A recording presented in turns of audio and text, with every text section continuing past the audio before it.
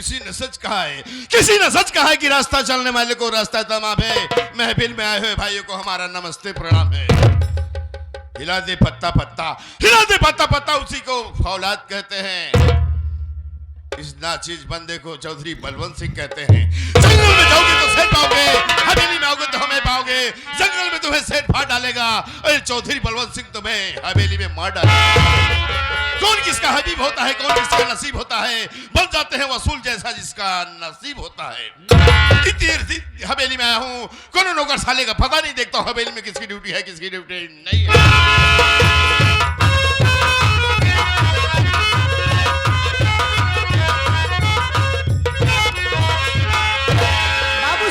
जय शंकर जय शंकर। मोटू बेटा, सबसे पहले बता लेट होने का कारण क्या है रे? बाबू साहब, आप तो जानते हैं कि मैं आपका नौकर हूँ। जरूर। मैं आपके यहाँ काम करने से जो है फुर्सत नहीं पाता हूँ। जरूर। बाबू साहब चला गए अपने घरे, तो चला गए अपने घरे। बाबू साहब इतनी सम्मत हुए, खेती बाड़ी काम उधिरान बाटे, कहूँ उधर सरसों काटे के हो गया झरी जात बाटे, कहूँ आलू खोदे के बाटे, यही सब काम बाबू साहेब आवे में। खेती किसानी में लगा है, खेती किसानी। हाँ बाबू साहेब, किसान का लड़का है, खेती किसानी में लगा हुआ है। करी बाबू साहेब। ठीक है, आए हैं भाइयों को हमारे नाम का परिचय बता दे कि हमारा नाम क्या है और हमारा काम क्या है। बता दे बेटा। बाबू साहब, क्या आप तो जानते हैं कि मैं आपका नौकर हूँ, मैं आपके सामने आपका नाम लेना उचित नहीं समझता। जान के बेटा, जान गया कि तू एक नौकर और एक मालिक का फर्ज अदा कर रहा है। बैठ जाओ भाई, से अपने नाम का परिचय खुद दे देता हूँ। ठीक है बाबू साहब। बैठ जाओ बेटा। साथियों मेरी परिचय लीजिए दोस्तों। साथियों मैं कहीं गैर का नहीं, इसी विजयनगर का रहने वाला हूँ दोस्तों। साथियों हम अपने परिवार में कुल मिलाकर मात्र 2 प्राणी हैं, हम हैं और एक हमारी बेटी, इसका नाम चांदनी है। लेकिन क्या कहूं दोस्तों, ये चांदनी हरामजादी इतनी मनहूस पैदा हुई, इतनी मनहूस पैदा हुई, किसके पैदा होते ही मेरी लक्ष्मी, मेरी अर्धांगिनी मेरा साथ छोड़कर चली गई। मेरी कहने का मतलब दोस्तों, सदा सदा के लिए भगवान को प्यारी हो गई। तब इसी से हरामजादी चांदनी की मैं शक्ल नहीं देखता हूँ। ये हरामजादी चांदनी जब भी मेरे सामने आती है तो पर्दा करके आती है। मोटू, अच्छा बाबू साहब। मोटू तुमसे एक बात और बता देना चाहता हूँ कि जो अपने गांव का बगल वाला गांव चांदपुर नहीं है? हाँ बाबू साहब। इसी चांदपुर गांव का एक अर्जुन सिंह का परिवार रहता है। वो अर्जुन सिंह का बाप अपनी बीबी के इलाज कराने के लिए हमसे 10,000 रुपए ले गया। उसके अजमेर मकान गिरवी रखा, ना तो साला मेरा पैसा दिया, ना तो मकान खाली किया। और आज मैं सुन रहा को बुढ़ा साला मर गया। क्या कहा बाबू साहब, बुढ़ा साला मर गया? ऐसा कर कि आज मेरे गुलाम सुल्तान को बुला, मैं उसे चांदपुर भेजूंगा और अपना पूरा 10,000 रुपए वसूलूंगा। ठीक है बाबू साहब, आप बैठ जाइए, मैं बुला रहा हूँ। जल्दी बुला बेटा। बाबू सुल्तान सिंह, आपको चौधरी बलवंत सिंह याद कर रहे हैं।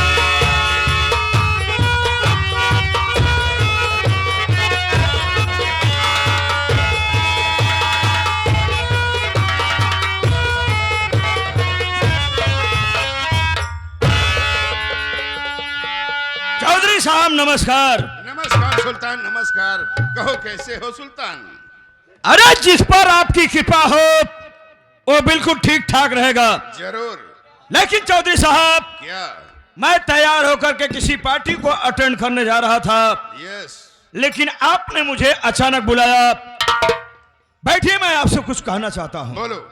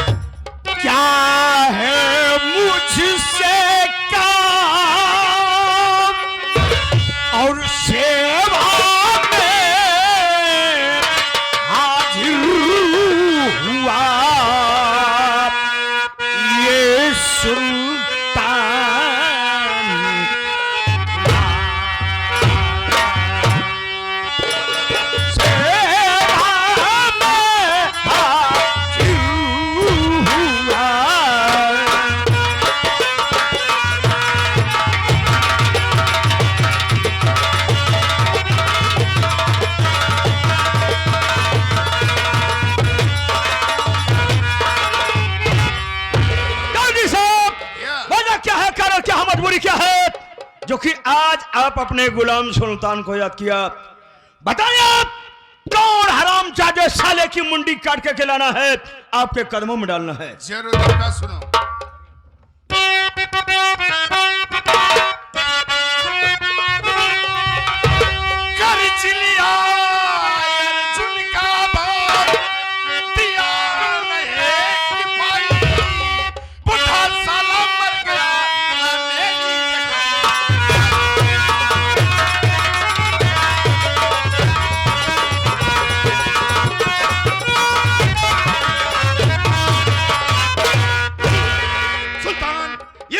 का बगल वाला गांव चांदपुर ही है। इसी चांदपुर गांव का एक अर्जुन सिंह का परिवार रहता है। वो अर्जुन सिंह का बाप अपनी बीबी की इलाज कराने के लिए हमसे 10,000 रुपए ले गया। उसके अपना मकान गिरवी रखा, ना तो साला मेरा पैसा दिया, ना तो मकान खाली किया, और आज सुन रहा हूं बूढ़ा साला मर गया। कहने का मतलब है आपके बगल वाला गांव चांदपुर का रहने वाला अर्जुन सिंह, जरूर उसका बाप अपनी मेहरिया का इलाज कराने के लिए 8 से 10,000 रुपए कर्जा ले गया। 10,000 रुपए ले गया। उस कर्जा के बदले में अपना मकान गिरवी रखा, ना तो साला पैसा दिया, ना मकान खाली किया, और वो बुढ़ा मर गया। मैं ये नहीं समझ पा रहा हूँ, हम दोनों शैतानों से बगैर पूछे यमराज साले की हिम्मत कैसे पड़ी जो उसके प्राण ले लिया। इसलिए चौधरी साहब, अगर ऐसी बात है तो मेरी बात सुनिए। सुना।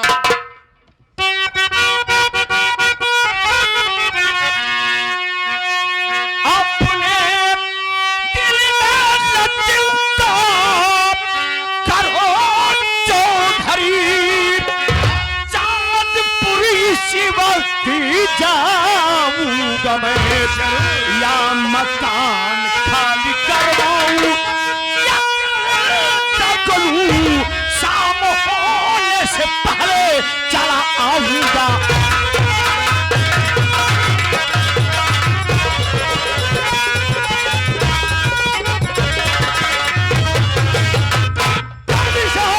मेरा वादा रहा, या तो 10,000 रुपया कर्जा, या मकान खाली, या फिर अर्जुन सिंह को बात कर लाऊंगा, आपके कदमों में डाल दूंगा। तुमसे यही उम्मीद है। तो ऐसा है सुल्तान, तू आज ही चांदपुर गांव के लिए निकल जा बेटा। चौधरी साहब, क्या मैं वहां अकेला नहीं जाऊंगा। क्यों, तुझे डर लग रहा है क्या? डर और मौत हमसे 3 किलोमीटर दूर रख के बात करती है। फिर क्या बात है? दुनिया मौत से डरती है, लेकिन मौत ससुरी हमसे डरती है। जरूर। दुनिया मौत से भागती है, लेकिन सुल्तान सिंह मौत को अपने हवेली पे बुला के मुजरा सुनता है। चौधरी साहब, क्या बात यह है कि जो अपने हवेली का वो दूसरा वाला नौकर छोटुआ नहीं है, ओ छोटू, बटेर जैसा है। यस, छोटू को लिवा जाना चाहता हाँ, है। उसको साथ में लेके जाऊंगा। ठीक है, लिवा जा सकता है। अरे ओ बेटा छोटू, आजा।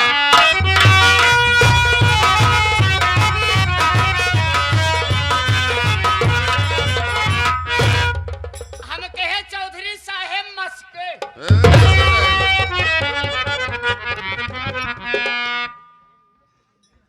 जिस दिन हम लोग मसक देंगे बेटा ना, तो सीधे खसक जाओगे। नमस्ते बे। अच्छा, हम कहे 4 धूरी। बात कर जी मारा कर। 4 धुरी क्या है रे? क्या बात? खींच के तमाचा मारूंगा साले गाल पे, कांग्रेस पार्टी के चुनाव चिन्ह छप जाएगा। चौधरी साहब, हम कहे चौधरी साहेब नपुंसके। छक्का साला मौका साला। कहिए क्या हुमुक है मेरे सर मुक का? दूंगा साले तो फजरी फसक जाएगी साले। सुल्तान इतने दिन तेरे साथ रहा, इसे तौर तरीका नहीं मैं तो सिखाया। यही कहूंगा चौधरी साहब, जब जूता साला काटने लगे तो उसे गटर में फेंक दो। सही कह रहा है। ऐसे नौकरों की क्या जरूरत है सालों की? कौन करेगा काम धंधा? अबे साले, पैसा फेंकूंगा तो तुम्हारे जैसे पता नहीं कितने नौकर पैदा हो जाएंगे। साले से अपने कैपेसिटी के हिसाब से बात किया करो साले। तुम्हारी क्षमता क्या है हम लोगों के सामने? चलेगा ना तू? यस सुल्तान जाने के लिए तैयार है। यस अरे बहुत तेज चले गए। लिवा जा, लिवा छोटू जा। चलेगा? यस। मुझे उम्मीद थी कि तू चलेगा। तो चल छोटुआ।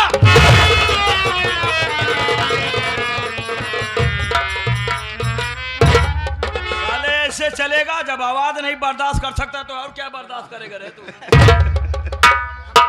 हम कहा थे बाबू साहब का चीज खा था तू जो इतना जोर चिल्ला था अब है तो हमारे काने का पर्दा फट जाता। फटने जो साले ये पर्दा लगवा दूंगा। ये पर्दा नहीं लगेगा। लगेगा बेटा, जब लगाना आदमी जाने तब तो ना। ऐसा ऐसा पर्दा लगा दूंगा जिंदगी में साले जर्दा खाओगे।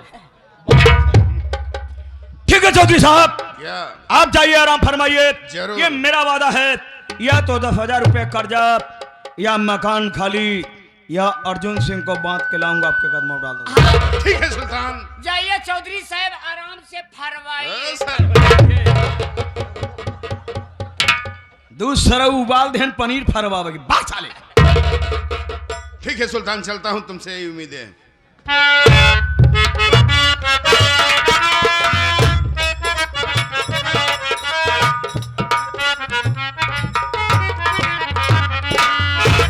छोड़ू बेटा,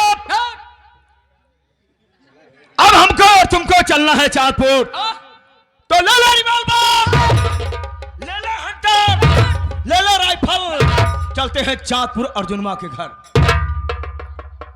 लेकिन बाबू साहेब चले से पहले हम एक चीज तोहका देखी थी, दिन और रात का दोपहरिया जब देखा तब हर समय हर वक्त देखी थी तू चौधरीवा के पीछे से कुकुरों नहीं दूम हिला।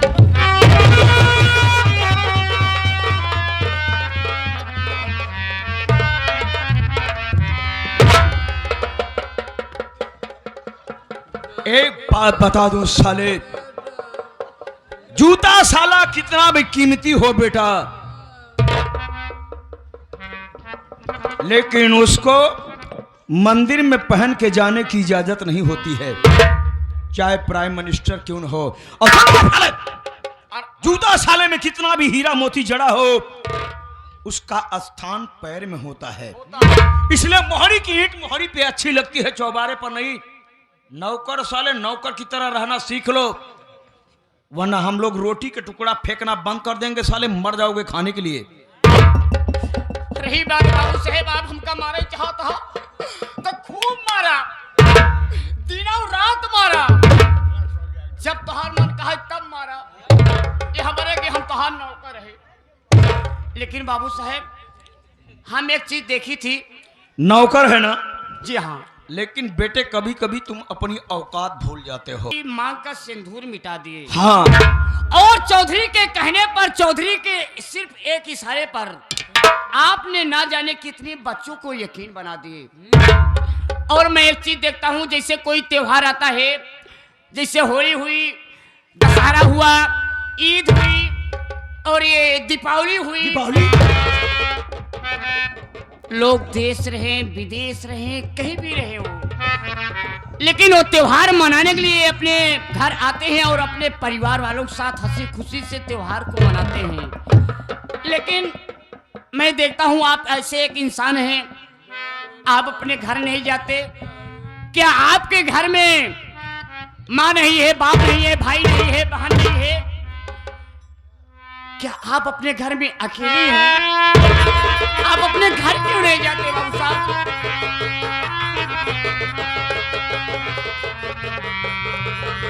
छोटू, आज तूने ये क्या पूछ लिया रे? अरे जो जख्म मेरे पुराने हो गए थे, आज तूने फिर से उसे तरोताजा कर दिया।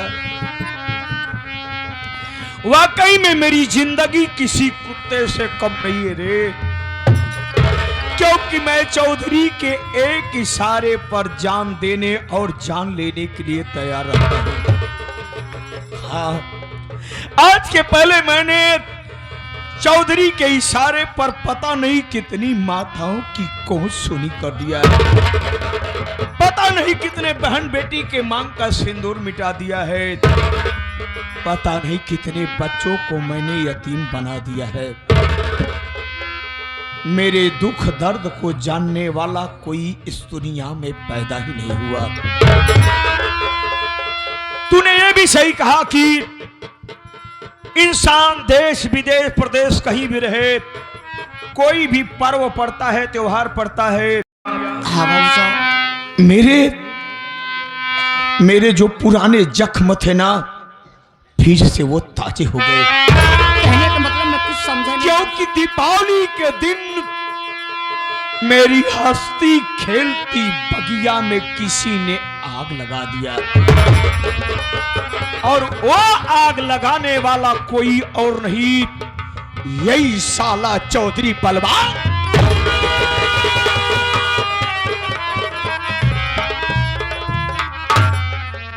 आज भी वो दीपावली की घटना मुझे याद आती है। अभी जो ये पिछली दीपावली बीती तो मैंने क्या देखा क्या देखे बाबू साहब? कि सब के घर में दीपक जल रहे थे, और जब नजर उठा करके अपने घर की तरफ देखा तो अंधेरा था। और क्यों? क्योंकि मेरे घर के चिराग को सदा सदा के लिए चौधरी बलवंत सिंह ने बुझा दिया। जानना चाहता है तो सुन छोटू, मैं कहीं गैर जगह कर रहने वाला नहीं हूं। मैं इसी चौधरी के बगल वाले गांव रायपुर का रहने वाला हूं। मेरा नाम सुल्तान सिंह। हमारे बड़े भैया थे जिनका नाम मोहन सिंह था।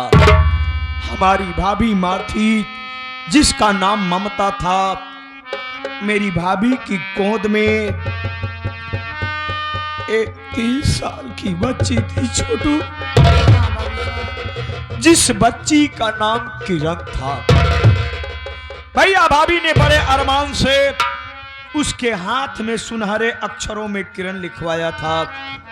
परमेश्वर ने गरीबी दिया था लेकिन पारिवारिक सुख दिया था। मेरे भैया का यह सपना था कि मैं अपने भाई को पढ़ाऊंगा, लिखाऊंगा, उस काबिल बनाऊंगा कि ताकि जब मैं गांव में निकलूं तो लोग यही कहें कि वो देखो सुल्तान का भाई जा रहा है। भैया ने कहा कैसा है मुन्ना, मैं गरीबी के कारण तुझे पढ़ा नहीं सकता, इसलिए जा तू मामा के घर चला जा और वहां पढ़ाई लिखाई अपनी पूरी कर।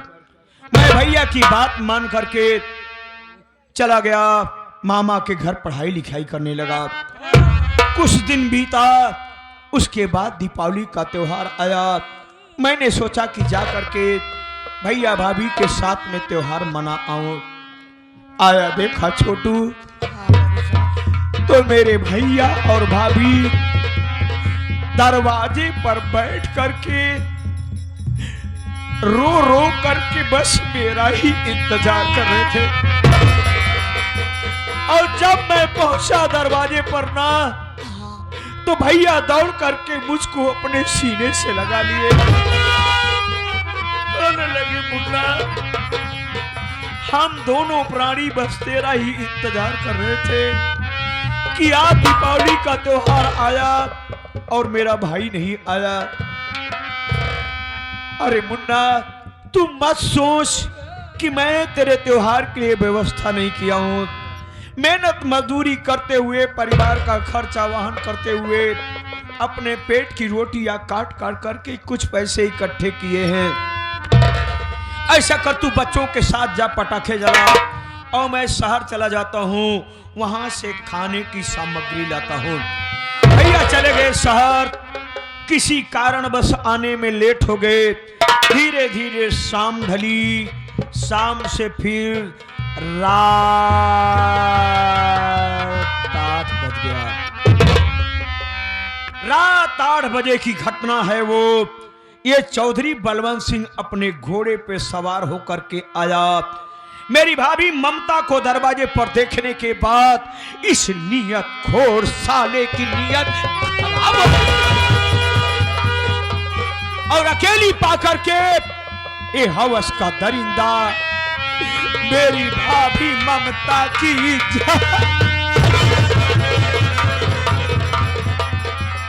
इज्जत लूटने के बाद इसको संतोष नहीं हुआ। उठाया अपनी राइफल और बड़े बेरहमी से मेरी भाभी को कमीना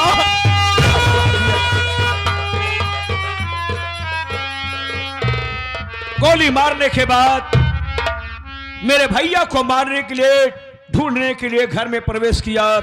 जैसे ही घर में घुसा, दरवाजे पर मेरे भैया आ गए।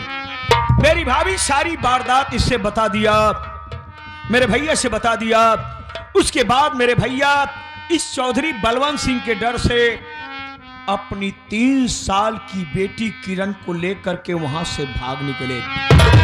और ये मौत का सौदागर मेरे भैया को भागते हुए देख लिया, उनका पीछा कर लिया। हुआ यूं कि कुछ देर जाने के बाद, कुछ दूर जाने के बाद ये हरामखोर मेरे भैया को भी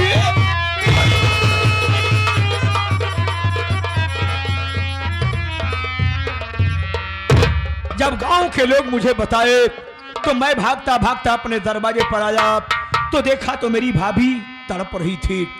मैंने अपने भाभी से पूछा, मेरी भाभी सारी कहानी बता दिया। मैंने पूछा कि एक बात बताओ भाभी, मेरे भैया कहाँ, मेरी भतीजी कहाँ है?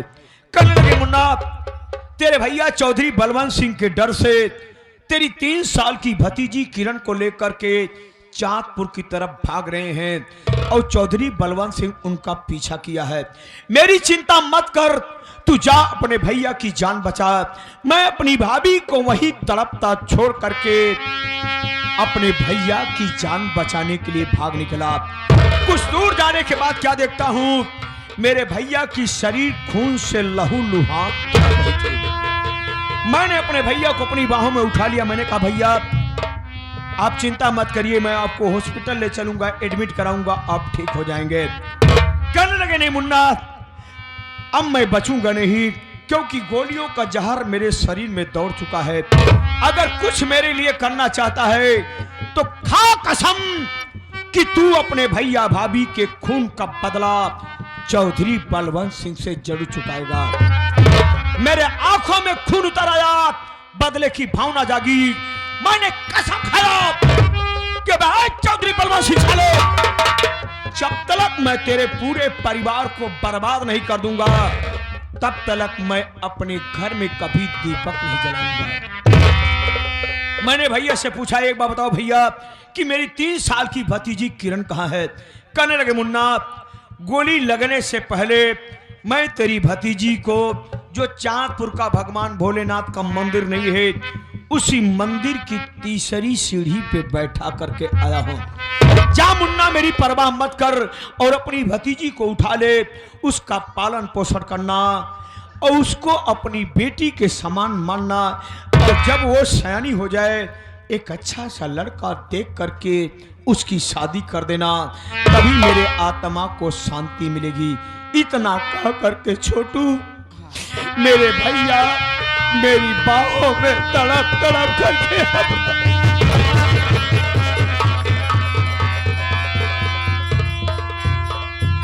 मैं इतना बदनसीब इंसान निकला कि मैं अपने भैया भाभी की लाश के ऊपर कफन न डाल पाया। लंबे लंबे डग भरते हुए गया। जब चांदपुर के भगवान भोलेनाथ के मंदिर की सीढ़ियों की तरफ निगाह उठाया, आवाज, क्योंकि वहां मेरी 3 साल की भतीजी किरण नहीं थी। मैंने सोच लिया कि मेरी भतीजी को गायब करने वाला कोई और नहीं, यही साला चौधरी बलवंत सिंह है। क्योंकि अगर वहां से कोई जानवर उठाता तो खून के छींटे जरूर होते। इसी उम्मीद पर इसके यहां नौकरी कर रहा हूं कि कभी न कभी चौधरी बलवंत सिंह जरूर बताएगा कि मेरी भतीजी किरण कहां है।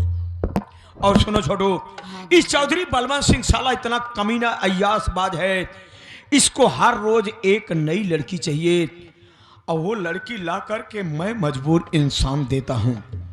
लेकिन जिन लड़कियों को मैं उठाता हूं, सबसे पहले उनका नाम पूछता हूं। ओ किस लिए? वो इसलिए कि कहीं ऐसा ना हो जिन लड़कियों को मैं इसके बिस्तर पर फेंक रहा हूं उसमें से मेरी भतीजी कोई किरण न निकल जाए। यही मेरी कहानी है छोटू। अगर मेरे साथ गद्दारी किया, चौधरी बलवंत सिंह से ये सारी कहानी बताया, तो सोच ले हिंदुस्तान क्या पूरे वर्ल्ड की जमीन तुम्हें भागने के लिए कम पड़ जाएगी। बाबू साहब, वाकई में आपकी कहानी तो बड़ी दर्दनाक कहानी है। आज मैंने आपका ये दिल दुखाया है और हो सके तो आप मेरी गलती को माफ कर दीजिए। छोटू, आज से तू हमारा दोस्त हुआ और आज से हमारा तुम्हारा काम होगा चौधरी बलवंत सिंह की बर्बादी। कहावत कही गई है, अगर मालिक बनना है तो सबसे पहले नौकरों की कदर करना सीखो। तो ले ले रिवॉल्वर, ले ले हंटर, ले ले राइफल, चलते हैं चाँदपुर अर्जुनवा के घर।